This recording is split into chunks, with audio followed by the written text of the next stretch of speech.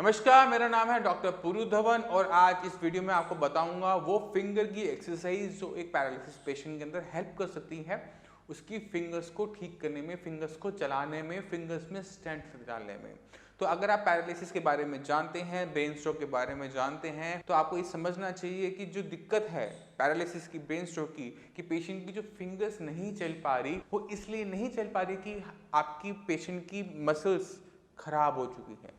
Fingers इसलिए नहीं चल पा रही, इसलिए नहीं हिल पा रही क्योंकि ब्रेन उसको सिग्नल नहीं कर पा रहा हिलने के लिए, क्योंकि आपके ब्रेन में क्लॉट आया था, ब्रेन में ब्रेन हैमरेज हुआ था। तो अगर हम चाहते हैं कि पेशेंट फिंगर हिले तो हमें काम भी ब्रेन से स्टार्ट करना पड़ता है कि ब्रेन इसको सिग्नल देना शुरू करे। पेशेंट के हाथ के अंदर अक्सर आप क्या देखते हो कि स्टिफनेस है, हाथ की मसल एकदम टाइट रहती है, एकदम स्टिफ रहती हैं। ये मसल इसलिए टाइट है, इसलिए स्टिफ है क्योंकि ब्रेन से इसको सिग्नल नहीं आ रहा। जब बिना सिग्नल के आपकी मसल्स अपनी डिफेंसिव पोजीशन में आ जाती हैं, यानी वो टाइट हो जाती है। और जब आपकी मसल्स बहुत लंबे टाइम तक टाइट रहती हैं तो इसके अंदर डैमेज होना शुरू हो जाता है। ये मसल्स ना हिलने की वजह से वीक होनी शुरू हो जाती है। इसलिए पेशेंट को एक्सरसाइज दो रीज़न से करनी चाहिए। एक, आपकी हाथ की जो मसल्स हैं वो ठीक रहे। दूसरा, जब हम साइंस इंजीनियरिंग का ट्रीटमेंट स्टार्ट करते हैं वो आपके ब्रेन में स्टार्ट होता है, ब्रेन में जाके मेडिसिन वो करती है, आपके हाथ पैर में कुछ काम नहीं करती। मगर ब्रेन के अंदर जो नए एरियाज हैं, जो नए सेल्स हैं, जो अब इस हाथ को कंट्रोल करेंगे, उनकी ट्रेनिंग में भी ये एक्सरसाइज आपकी हेल्प करती है। तो आज हम बात कर रहे हैं फिंगर्स की। तो फिंगर्स की मूवमेंट्स आपकी मैक्सिमम रेंज ये होती है कि उंगली ये खुलती है, बस यहीं तक जाती है, इतना ही आपको हर आपकी फिंगर्स में रेंज चाहिए होती है। रेंज यानी कि कितना वो खुल सकती है, कितना वो अपना दूर जा सकती है। तो ये इसकी मैक्सिमम रेंज होती है। और पेशेंट के अंदर हम क्या देखते हैं, या तो पेशेंट के हाथ बिल्कुल खुले रहेंगे या वो बिल्कुल बंद रहेंगे। तो दोनों ही केसेस के अंदर पेशेंट फिंगर्स को बंद तो कर पाता है मगर खोल नहीं पाता। अब खोलने के लिए हमें कुछ ना कुछ डिवाइसेस की ज़रूरत पड़ती है कि जो उनकी फिंगर्स खोल दे और पेशेंट उसको दम लगा के फिर से बंद कर दे। इसके लिए जो सबसे इजी और सबसे अच्छा जो मैं मानता हूँ वो होता है ये स्माइली बॉल। ये स्माइली बॉल आपको बहुत इजीली अपने आसपास के किसी भी खिलौने की दुकान से आराम से 10-12 रुपए की मिल जाती है। इसका फ़ायदा क्या होता है कि ये पेशेंट की फिंगर्स की मसल्स को किसी भी टाइप का नुकसान नहीं पहुंचाती, क्योंकि जो ग्रिपर हम बताते हैं आपको, वो ग्रिपर हाई लेवल्स के होते हैं, उनमें स्ट्रेंथ बहुत होती है, बहुत ताकत लगानी पड़ती है।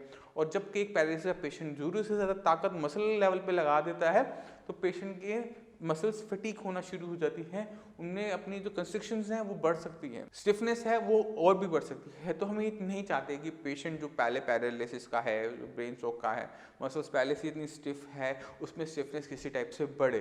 तो हम कोशिश करते हैं कि पेशेंट को लाइट टू लाइट एक्सरसाइज के बारे में बताएं। ये स्माइली बॉल सॉफ्ट होने की वजह से पेशेंट इसको लंबे टाइम तक एक्सरसाइज कर सकता है। ग्रिपर पे आप यूज़ करोगे पेशेंट जल्दी थक जाएगा, 5 मिनट मुश्किल से कर पाएगा, मगर इसको पेशेंट पूरा दिन कर सकता है। एक एक्सरसाइज जो आप 5 मिनट करते हो उसका इम्पैक्ट कम मिलता है, एक एक्सरसाइज जो आप पूरा दिन पर करते हो उसका इम्पैक्ट आपको ज़्यादा अच्छा मिलता है। और ज़्यादा अच्छा क्या है, सॉफ्ट एक्सरसाइज जो आप लंबे टाइम तक कर सको। इसलिए जितने भी पैरालिसिस के पेशेंट हैं उनको मैं एडवाइस करता हूँ कि पहले आप हमेशा स्माइली बॉल से स्टार्ट करें। जब आपकी फिंगर्स में बहुत अच्छी स्ट्रेंथ आ जाए, नियर टू नॉर्मल आ जाए, तो ही आप ग्रिपर बजाएं, उससे पहले ग्रिपर को अवॉइड करें। तो ये जो स्माइली बॉल है इसको आपने कुछ नहीं करना, अपने फिंगर्स के बीच में रखना है और बस कंप्रेशन करनी है इस तरह से।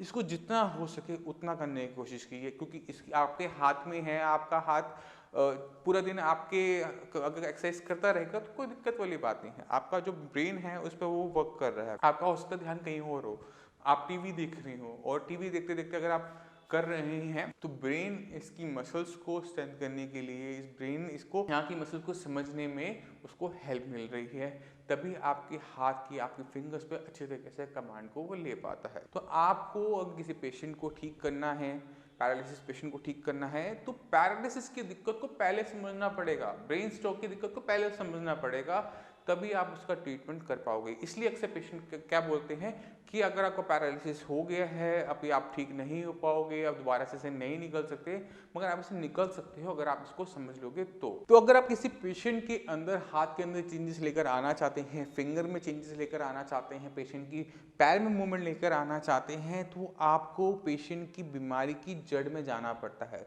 कि एक्चुअल में दिक्कत कहाँ से हो रही है। क्योंकि मसल्स में कोई दिक्कत नहीं होती, बोन्स बिल्कुल ओके होती हैं। पेशेंट अगर अपना हाथ नहीं चला पा रहा, इसलिए नहीं चला पा रहा क्योंकि उसका ब्रेन उसे सिग्नल नहीं कर रहा।